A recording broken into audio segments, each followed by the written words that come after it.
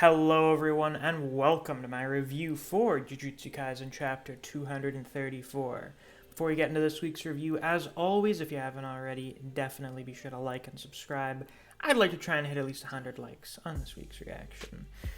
Now then, without any further ado, let's get right into this week's chapter, shall we? So, this was a good one. This fight does not have any bad chapters, I don't think. There are some chapters that are less remarkable, but even then, they're still pretty good. And this chapter, I'd say, is one of the better ones. It had a lot of good drama, good action, shocking page turns, exciting page turns. It did a really good job at being hype and building up more hype and suspense for the climax of the fight, because based on the editor's note at the end of the chapter, the climax is probably next week, whatever that exactly means. Whether it's just the last few chapters or if it's the last chapter of the fight. Me personally, I think we've got 2 chapters left in this. We're going to have the deciding move be next chapter, and then the chapter after that is going to be the end of the fight. But why don't we take it from the top, shall we? So, start of the chapter, we have our wonderful peanut gallery getting into a bit of an argument over whether or not any of them should go and help Gojo right now, because Yuta, he picks up his sword and he decides he's going to go out there and he's going to help Gojo. All the Fraud Kuna video edits I've seen over the last week have all been hitting Yuta with strays, and they've all been very funny. But we shouldn't forget, aside from Gojo, Yuta is the strongest person at Jujutsu Tech. He's the strongest of the students, at least. That much is undeniable. And he's like, still somewhere in the top 5 in the verse. So, let's chill out a little bit, shall we? I know a lot of people are getting really high off of calling Sukuna a fraud for being top 2 in the verse. But, let's not sell Yuta short here. He is a special grade sorcerer, and that title carries a lot of weight. And we've seen what the man can do. We haven't even actually seen all that he can do. We haven't seen what his domain does. And I mean, shit. If he entered the fray for that fight, he'd be the only one able to cast a domain right now. Now, that's not the biggest game changer ever, because Maharaga can just go no and destroy domains. Of course, it would have to do that before it gets hit by Yuta's sure hit effect. God knows whatever that is. But starting with Kashimo, some of the people there start telling Yuta, hey, don't get involved in the fight, for a variety of reasons. Kashimo, he wants to go up next, but also he's an old-fashioned man from a more honorable time. So the idea of interfering in someone's big fight leaves a bad taste in his mouth, so he's not going to be in favor of that. But Hikari and Maki both kind of tell Yuta off for slightly different reasons. Hikari says that the moment Gojo told them to come in hasn't arrived yet. In the TCB translation, it says you shouldn't go in unless you or I could take him. Now, the way it's written here, could mean Gojo or Sukuna, but the manga pill translation that I read specifically said, if you think Gojo is weaker than either of us at that moment, that's when you're supposed to step in. And that's, a good standard to have, because Gojo's fighting Sukuna because he's the strongest. If Gojo is no longer the strongest man on your team, send in whoever's stronger to continue the fight.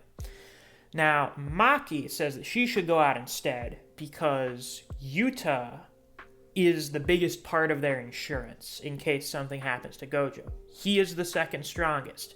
We need to keep him here in case something goes really bad.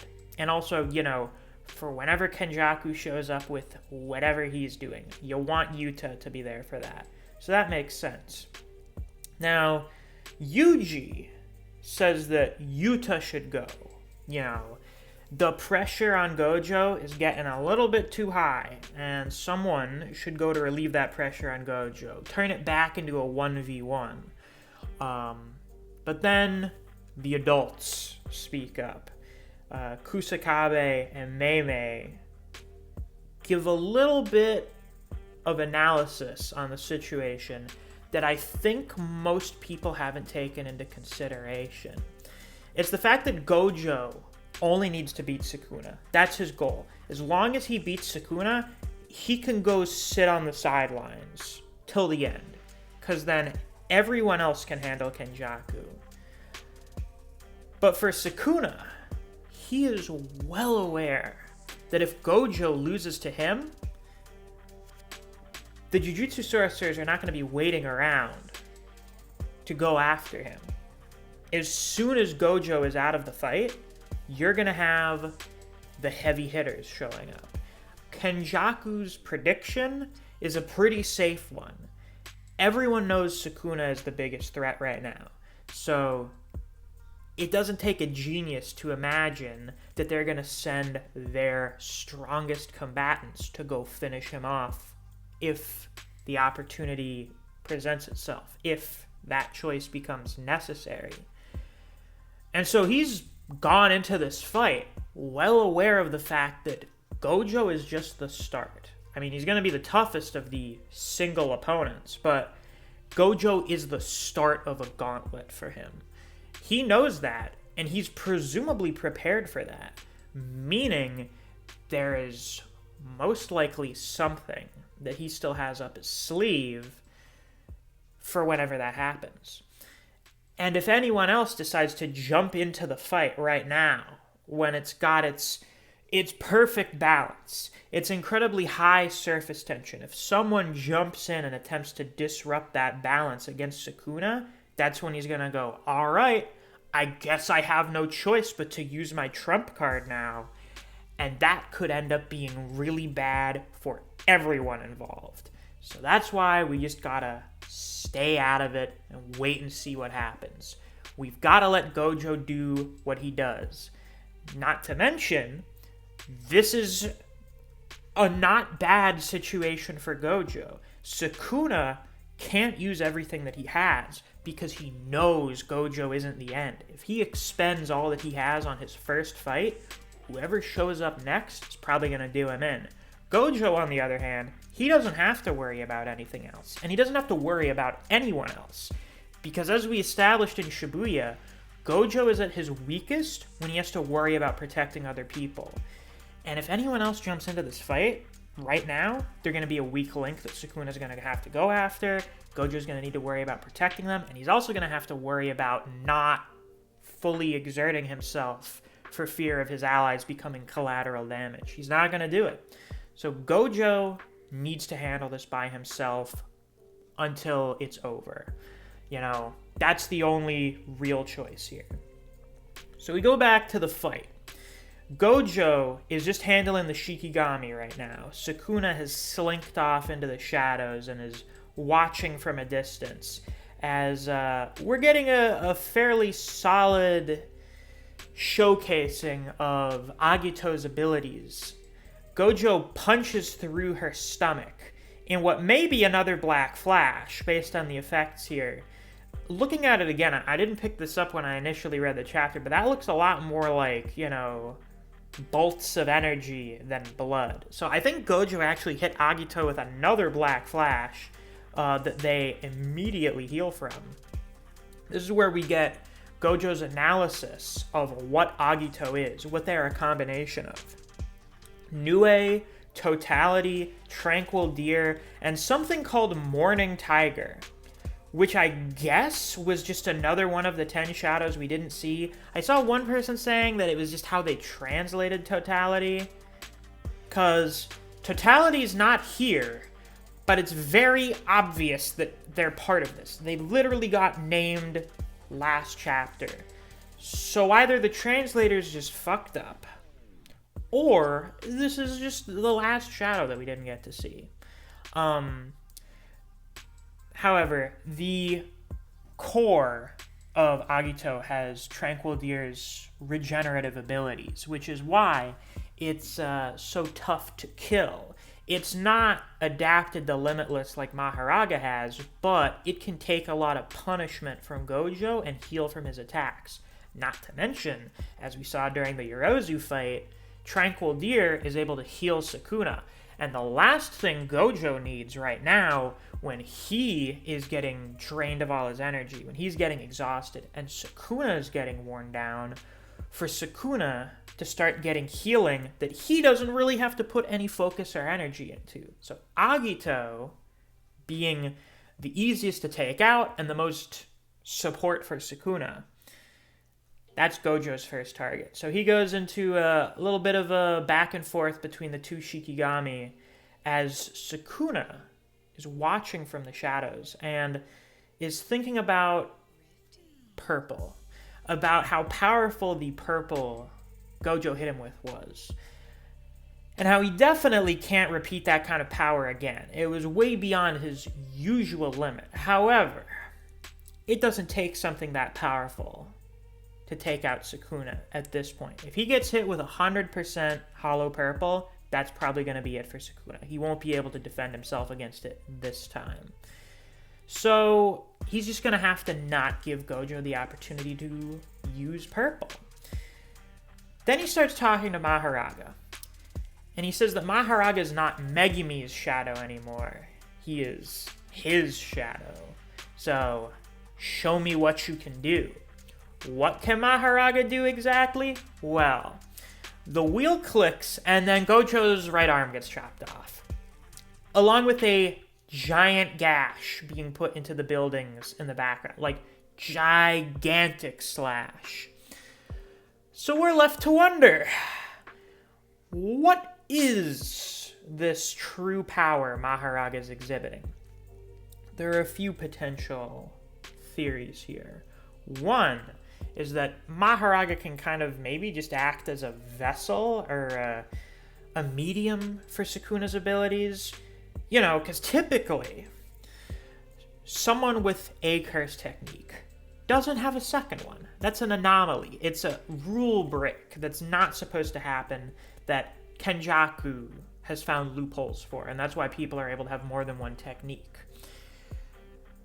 So what we're seeing with Maharaga here may be a synergy that's not supposed to be able to happen, because Sukuna inhabiting Megumi's body like he is not something that's usually supposed to be able to happen.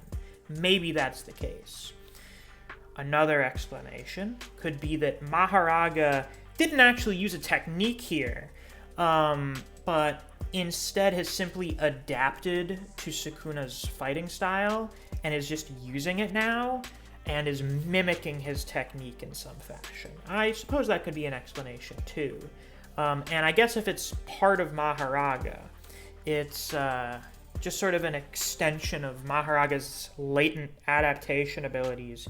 That explains why the slash was able to cut off Gojo's arm from a distance. He didn't have to make physical contact with him and nullify infinity. The last and most terrifying explanation is that Maharaga is just able to use techniques that it's adapted to somehow, which, you know, would mean that it could use Limitless and, you know, could probably use creation and stuff too. Just horrifying implications if Maharaga can also copy techniques. And then, you know, my videos from like fucking 2.5, 3 years ago about Maharaga being top 3 in the verse actually goes back to being correct. What do you know? It's funny how that works out, isn't it? So Gojo lost an arm. This is the first time Gojo's lost a limb. In terms of severity of injury, I would argue this is the most serious injury ever dealt to Gojo. I know Toji stabbed the fuck out of Gojo and stabbed him in the head. Basically killed him. So it's a matter of what you personally consider to be more severe. Dismemberment or death. Effective death. Just incredibly serious internal injuries. Whichever one of those you consider to be more serious. But given Gojo's current state and his ability to heal himself, I would say losing an arm is probably the most serious injury he's ever taken. Especially when you consider that, well, his healing power is lowered right now, as Shoko's brought up. His output is dropping. So he cannot heal that very quickly. Healing an entire limb is very costly and complicated as it is. So he's got that to worry about. Then you have the fact that Gojo uses more than one arm to cast his techniques for maximum effect. You'll notice that. Normally, whenever he casts his techniques, he only uses one hand. But a lot of the time in this fight, he's been grabbing onto whatever arm he's casting his technique with. When you put both hands into it, it's just stronger.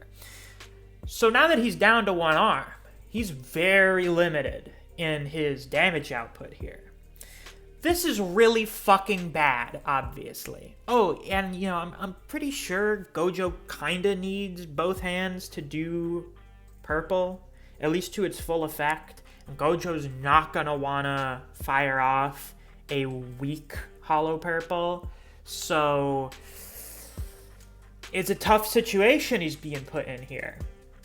So the shikigami press the attack. Sukuna leaps out of the shadows and kicks Gojo in the face, which has gotta be one of the most disrespectful attacks Gojo's taken in quite some time. Getting kicked in the face like that, that's rough. You're getting kind of shit on when something like that happens. So Agito comes up from behind, they imbue their fist with lightning to strike Gojo, and then their fist gets stopped. Because they're not adapted to Limitless. You think you can just punch Gojo when his barrier's not being brought down by Maharaga? Get the fuck out of here. Turns around, looks at Agito. You know what? I've been thinking. You just don't belong here.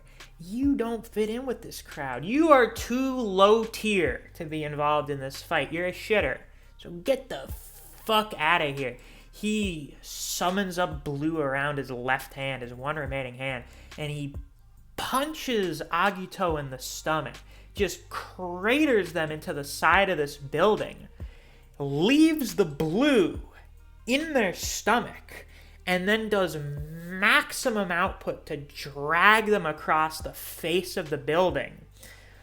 Maharaga is like shielding Sukuna like a Secret Service agent, as Agito is just ripped into the sky, crunched down into an orb, and then just fucking deleted from existence. Just crushed into dust.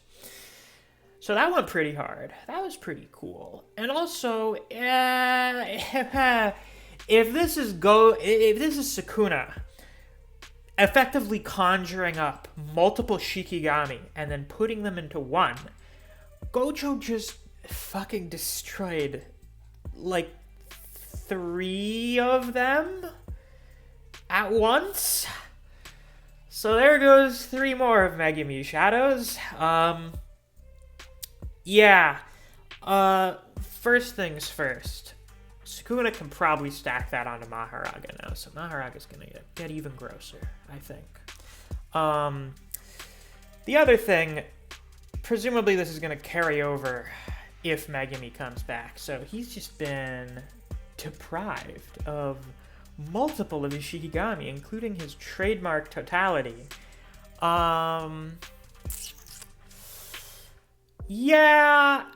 Megumi got hit with like several centuries of information during those domain clashes, didn't he?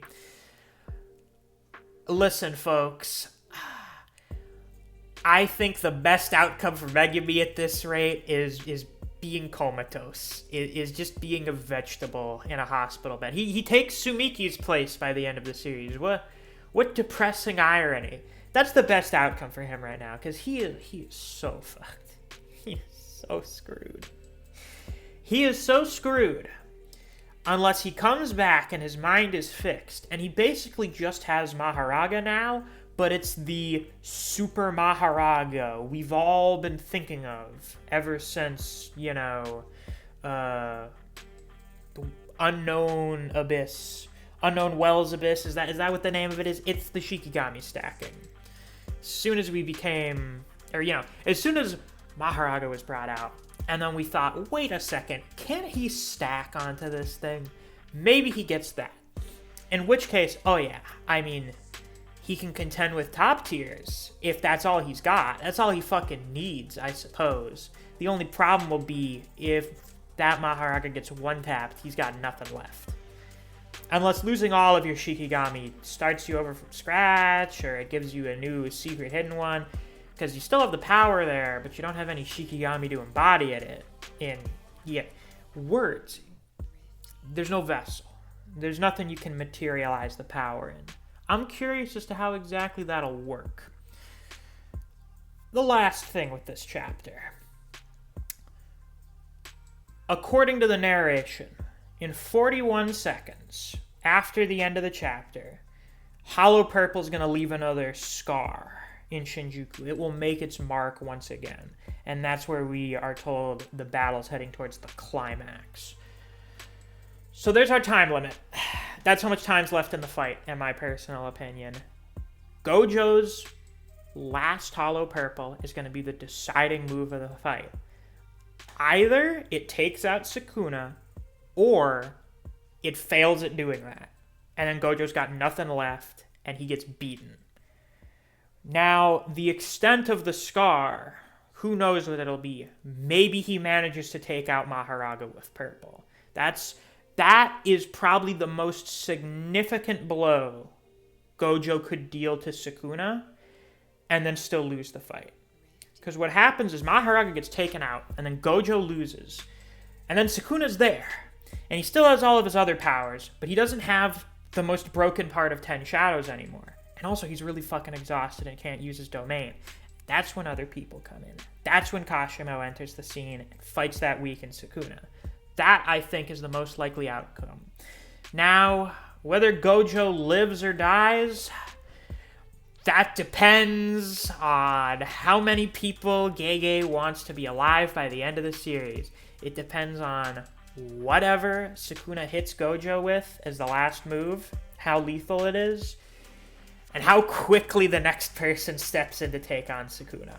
Because if Sukuna is given too much time, he's just going to end it. He will end Gojo if he is given enough seconds to do it. What exactly is going to happen? I don't know.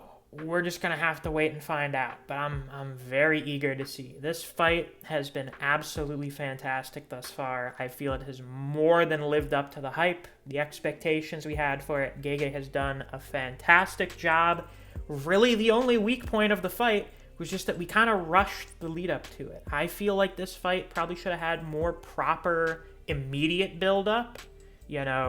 Everyone getting ready and psyching themselves up for it. I think it would have been better if we got more of that.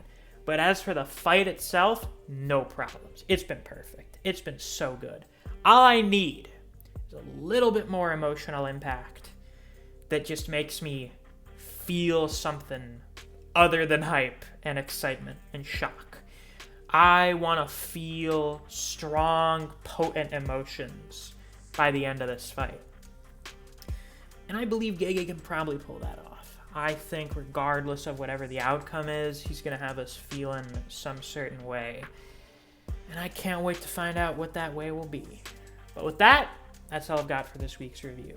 If you guys enjoyed, please be sure to like, comment, and subscribe so you don't miss any of my uploads. I do Jujutsu Kaisen chapter reactions and reviews every week that we get a new chapter.